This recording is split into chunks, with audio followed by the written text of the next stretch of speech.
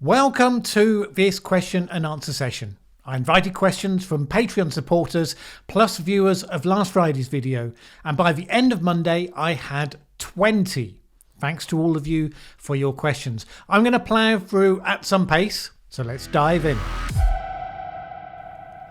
Starting with a question from one of my Platinum supporters.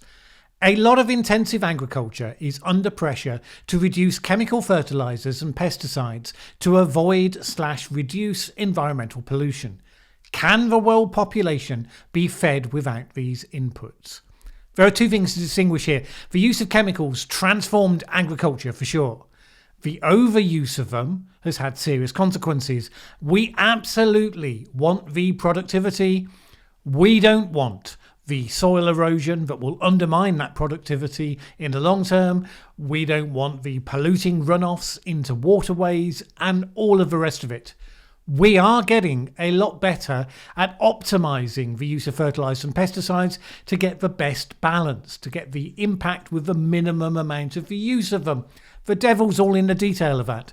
The challenge is getting the best practices spread across the world, when a lot of people in different places are still massively overusing. Could we do it differently? Say by only permitting organic agriculture, as some people would like? Not that I'm aware, because traditional organic agriculture cannot be intensive and is significantly less productive. We need land to be more productive, not less.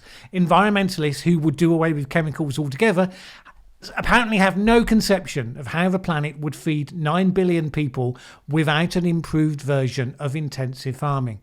So we have an interest in making sure that debate remains genuinely science-based, not the cherry-picked selection of sources that campaigners, as well as big agriculture interests on the other side, try to pass off as science.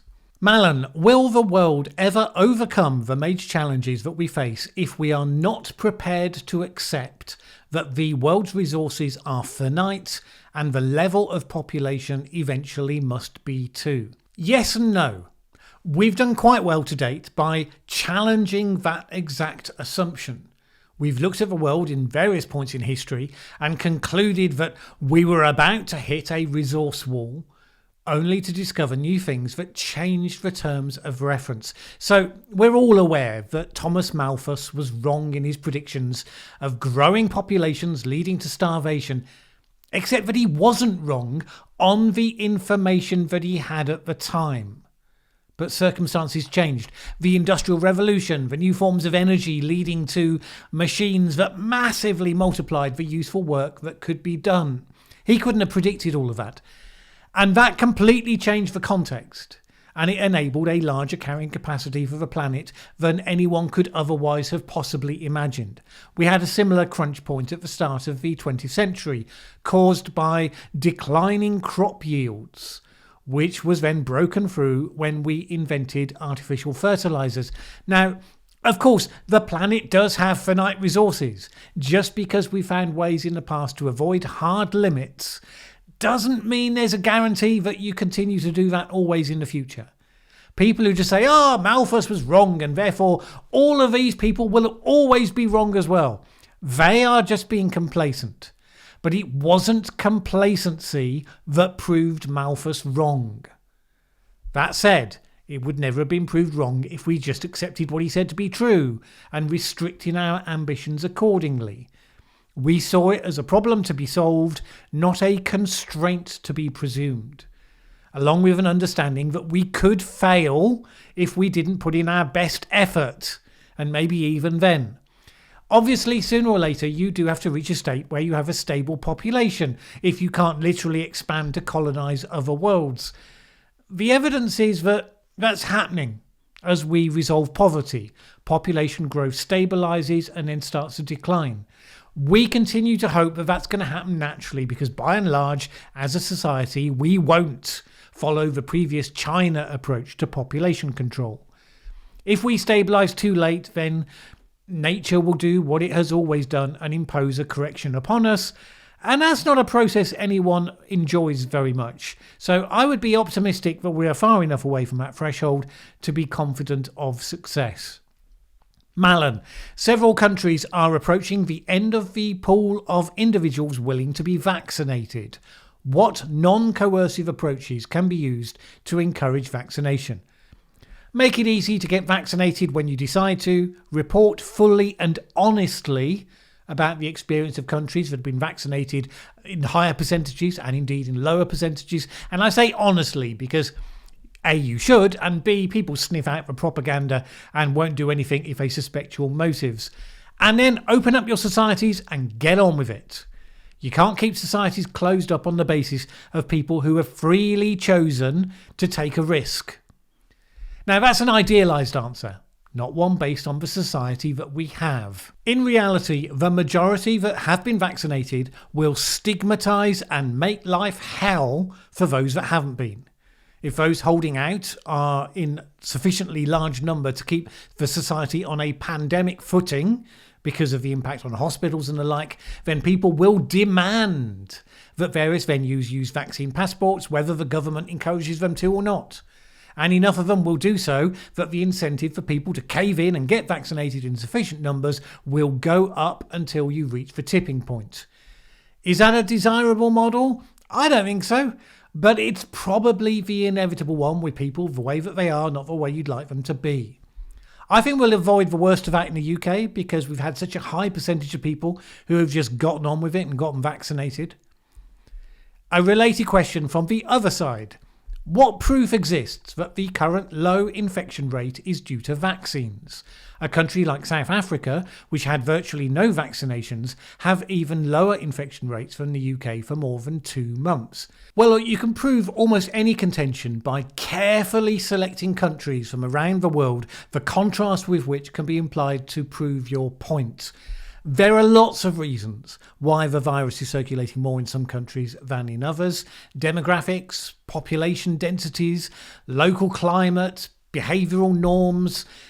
So, for instance, one factor in your example, just 5.5% of the South African population are 65 years or older. 22% of Brits are 60 years or older. Now, obviously, that's an important difference. It may or may not be the most important one. If you look to compare, you should at least try to find countries with as many similarities as possible.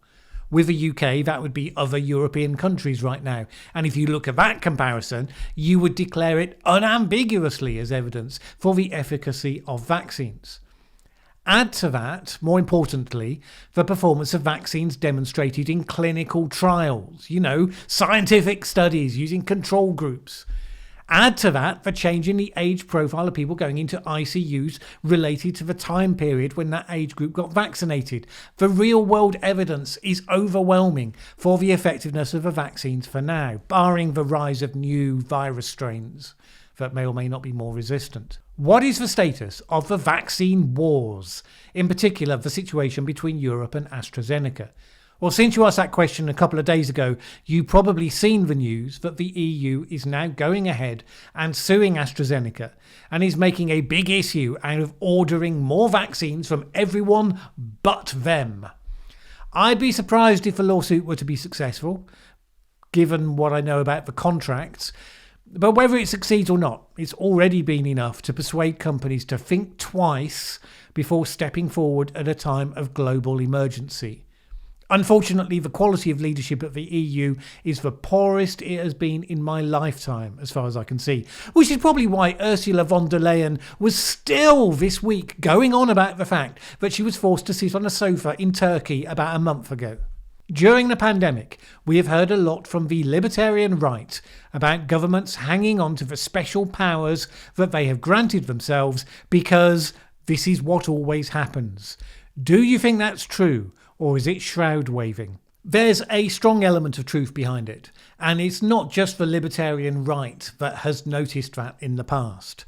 It's just a fact, for instance, that special laws that were introduced for the Second World War in Britain were not repealed in 1945 when the war ended.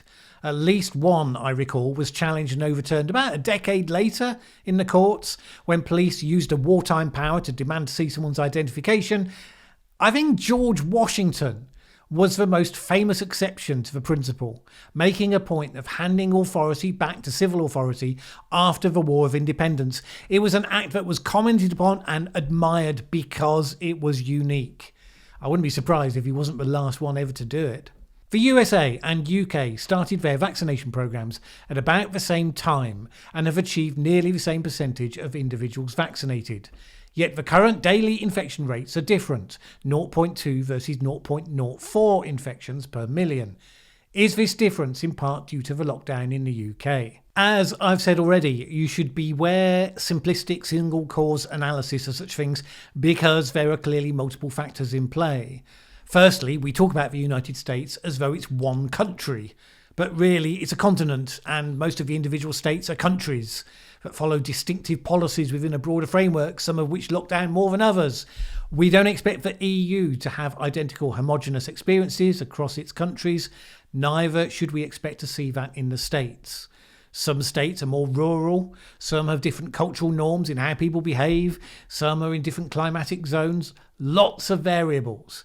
And you see evidence of that in the way that different states have significantly different infection rates, and not in a way that neatly fits what public policy they've been following. Michigan is one of the states where they've had difficult times recently with this.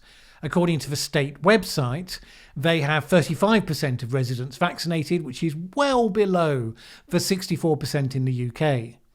So how much is all of that down to the difference in vaccinations? Well, surely some. How much because of the UK lockdown? Well, that depends, because it's not lockdowns per se, it's behaviour change. The research I've quoted on here before suggests that you can get the vast majority of the same benefits from voluntary behaviour change without coercive legislation. But then I don't know how much the citizens of Michigan are currently adapting their behaviours. If lots of them are voluntary socially distancing, then maybe lockdown isn't the point of difference. If they're not, well, maybe it is. Do you think there is a possibility that the general public will push back against the UK's sixth carbon budget? So, Riva News about UK enshrines new target in law to slash emissions by 78% by 2035.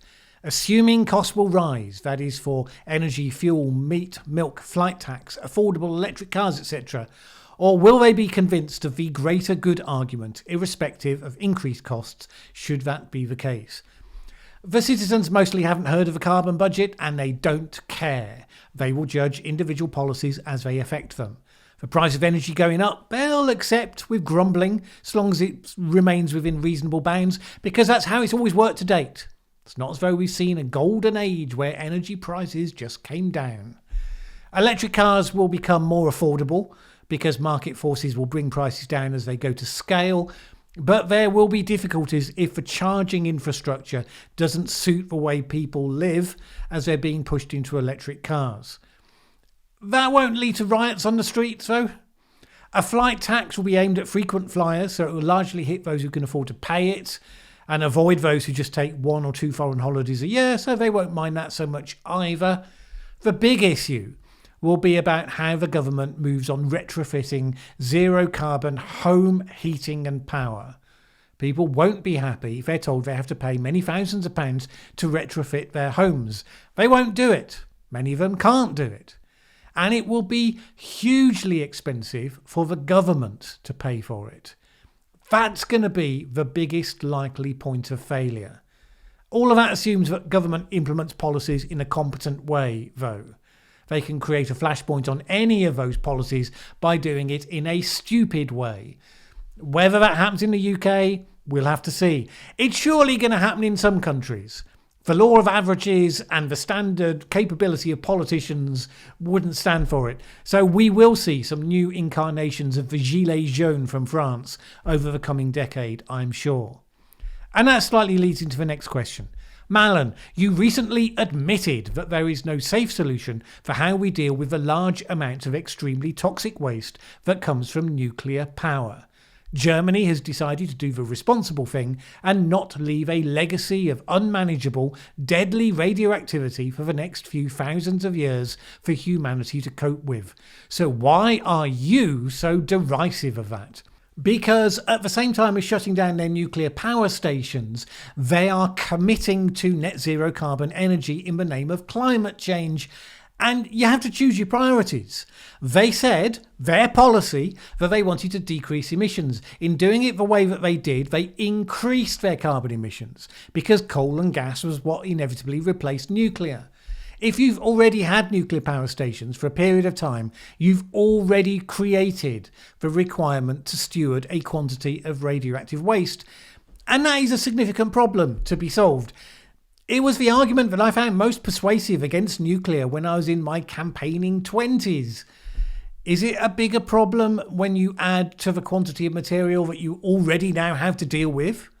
Or is it a bigger problem that you need to stop adding to the continuing growing CO2 in the atmosphere? And I would add to that the fact that fourth generation nuclear power plants promise an era where the new nuclear technologies will be able to take some of that radioactive waste from the old tech as fuel. There's no rational basis I can see for shutting down nuclear plant before its operational life is ended if you're looking pragmatically at costs and benefits. A related question. Biden's 50% CO2 emission reduction announcement without nuclear as part of it and with an impossibly large to build wind farm outside New York as the project's flagship. When will someone shout that the emperor has no clothes? My understanding is that Biden remains positive toward nuclear power, at least more so than his Democrat predecessors, so I wouldn't count out initiatives in that area in the future, particularly since they might form one of the few areas where cross-party support is possible, unless his own party turns against him. But that said, one of the countries where I think governments are most likely to bungle the transition process is the US. And Biden's mega spending bundle is, to my eyes, the classic case of how not to do it. Too much money sloshing around poorly considered initiatives, much of which will go to waste and corruption because that's often what happens. American Democrats are taking an ideological, not a pragmatic approach to policy in this area. I think they're going to struggle to deliver results. We'll see. You criticise journalists who present the worst case scenario, but surely that is the outcome we must be prepared for. Would you happily play Russian roulette? After all, receiving a bullet to the brain is only a worst case scenario. Well, no, because a 1 in 6 likelihood of catastrophe, they are not rational odds, at least not without a huge potential return. I criticise media outlets that fetishise the presentation of unlikely worst-case scenarios as though they were normal or at least likely.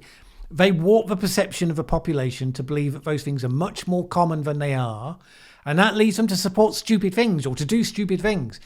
Look, every time you step outside your door, you increase the possibility you may be attacked by a stranger. You might prepare for such an eventuality by having mace in your bag or taking a self-defense class, but ultimately every time you step outside, you don't expect you're going to get attacked because you know it's a very rare thing to happen.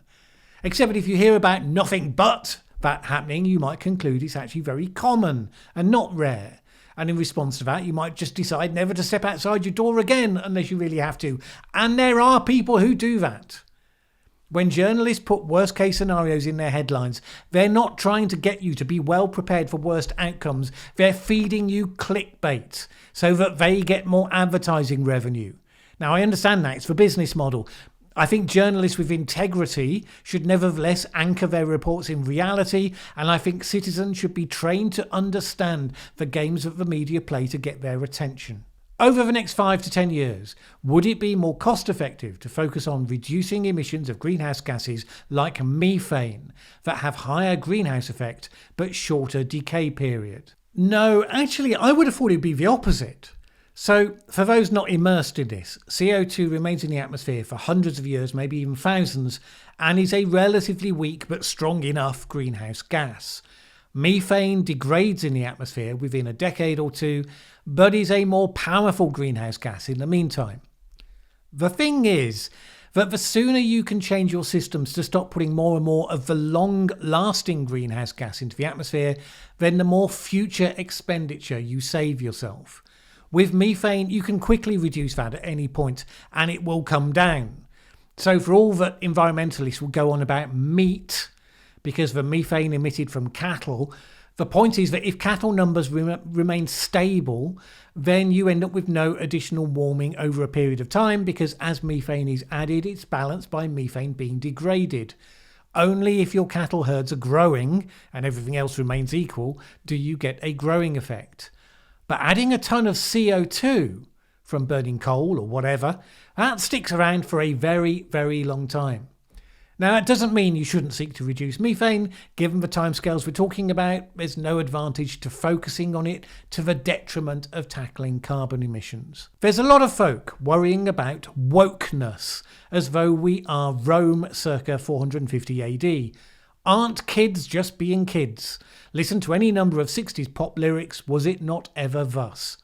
Well, there's always been a vocal minority of kids who cared about the state of the world and thought that if only people would do what seemed intuitively obvious to them, then all the problems would be solved.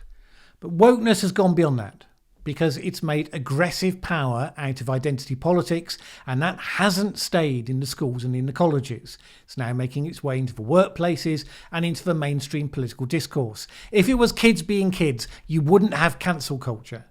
You only get cancel culture if the employers, the conference organisers, the publishers, all those people agree that people should be banned for having opinions that some people don't like. And then a related question. Your thoughts on the woke agenda controlling the Oscar awards. I note with some satisfaction the ratings for the latest Oscars were massively down. I see that as an indicator that the self-important people on the red carpet have forgotten that we look to them for entertainment, not for moral leadership. The most popular phenomenon of recent awards was Ricky Gervais a couple of years ago roasting them for the blatant hypocrisy of the culture that produced Harvey Weinstein and Jeffrey Epstein, preaching non-stop about their virtue. Now, that was the blunt instrument of comedy. No doubt it was very unfair to many. It was true enough to have made it one of the most watched segments from any of those shows. Well, look, hopefully some of them will notice the ratings and work out how disconnected they've become from the things that made them famous in the first place. Some years ago, during a discussion on the latest mass killing, I made the point to an American work colleague: we have just as many nutters in the UK as you have in the USA. The difference is they can't get their hands on guns. As a Brit, it seems to me the data and anecdotal evidence indicates that collectively American society is directly paying a very high price for the individual's freedom to bear arms. Given that Americans seem to revere the Constitution as much as Brits revere the NHS, what are the chances that a majority of US citizens will wake up and smell the coffee and accept there is a strong case for reform? Yes, there's a price being paid. I mean, if you want to know why there are so many police shootings, it's surely because with every routine traffic stop, they don't know if the person they're dealing with is likely to be armed, so they're always on a hair trigger. But this isn't as simple as saying that there's a clear need for reform, because it has become one of the major defining issues between the political sides, and so it's become a feature of people's tribal identity. The Constitution's a prop in this case, it's not the cause. Before the rise of the originalists in the second half of the 20th century, nobody interpreted the Second Amendment of the Constitution in the way that it is being done today. And you can use that as a debating point if you like, but all that will do is score you some points in a point-scoring debate. It's not going to get you closer to a resolution. So long as America is so polarised, people will make more important the defining issues that have become the symbol of the polarisation. And that's been guns, abortion, now increasingly race. They were chosen as issues by political parties because they're unresolvable, one hand. Second, able to be portrayed as deeply moral and to do with your identity and values, which means they can always be relied on to mobilise your base. And that's the issue. Political parties using division to maintain their position. They don't want those problems to be solved. They want to be able to present them as deeply cherished moral absolutes at risk of being lost forever if the other side's allowed to get in. The National Health Service is a national treasure and the closest the Brits have to a religion. But in the UK, survival rates for many conditions are poorer than the UK's peers. Is reverence/ideology/dogma, i.e. no privatisation of the NHS, getting in the way of the reforms needed to deliver better outcomes to the NHS's customers? Yes, the NHS is a huge bureaucracy, so it's always going to be inefficient in a number of ways. But people are scared of losing what they have. They look at the American system, where it's seen in terms of insurance, not in terms of healthcare, and it terrifies them. The fact that in the US, you have a bunch of people who can't afford the insurance and can't afford health treatment. And then you get some people bankrupted because they end up needing expensive treatment that they're not covered for. However much money I have or don't have, if I get a serious illness, I will get treated, mostly pretty effectively. So yeah, there's a lot of things to be improved, but people are afraid that if you mess with it, you're going to end up with something a lot worse. Now, of course, it's not the case that you have to have either the British model or the US model. This isn't my area particularly, but I know Germany, for instance, has an insurance-based model that isn't the same as the US one and is highly rated. Particularly post-pandemic, I think there's a good argument for looking at reforms that could make things better. But as far as the public's concerned, if you care about people's health, you just give the NHS more money, and anything else will be portrayed in the worst possible terms. That's the point of your question, and you're right, it's going to be incredibly hard to change. The next question has been shortened slightly. With the first past the post voting system, decarbonisation has never been put to the vote. Conservatives say 2030. Conservatives actually say 2050. I expect that was a typo. Labour, Liberals and Greens probably sooner. So who do you get to vote for if you don't support this? Well, I guess UKIP, Lawrence Fox's Reclaim Party. I mean, you have more complaint really if you're in the US and you have literally a two-party state, especially if both of them are mad as a box of frogs, as seems to be the case at the moment. The fact that your preference has become marginalised and isn't espoused by a party likely to win many votes is not the same as you having no choice. As Brexit showed, if enough people agree with you on something, in spite of what the elite consensus may be, then they can make their power felt at the ballot box. Right now, they either don't agree with you or they don't feel strongly enough about it. If governments take the first steps on the road to decarbonising and they make a botch of it, in a way that hurts ordinary people, that could all change and you may well get your chance. Environmental social governance, ESG. Is it an unaccountable exercise by private, powerful corporations in social engineering? No. It's a reflection of the fact that multinational corporations have grown bigger than many nation states and can now pick and choose where to site themselves so that they're effectively no longer held accountable by national lawmakers. And that looks like too much unaccountable power. So over the last 4 decades, people have demanded that those companies account for their impact on the environment and on the communities where they operate, and that was sensible and necessary. Now we are in danger that some companies mistake that process for becoming political activists on the woke spectrum, but that is a different thing. I talked about all of this a bit more in my previous video on corporate social responsibility. Are you familiar with effective altruism? If so, what are your thoughts on these ideas? I wasn't familiar with the specific phrase, and I don't know anything about the people using it. The basic principle that if you're aiming to make the world better, you should take the time to work out how best and how most cost effectively you can actually do it, how you can actually get the results that you're trying to achieve. Well, that's something I support. The majority of programs, campaigns, donation schemes intended to do good either fail completely or succeed only weakly, and there's an opportunity cost to that. All right, that is surely as much as anyone can take. Thank you to all of you for your questions. See you soon.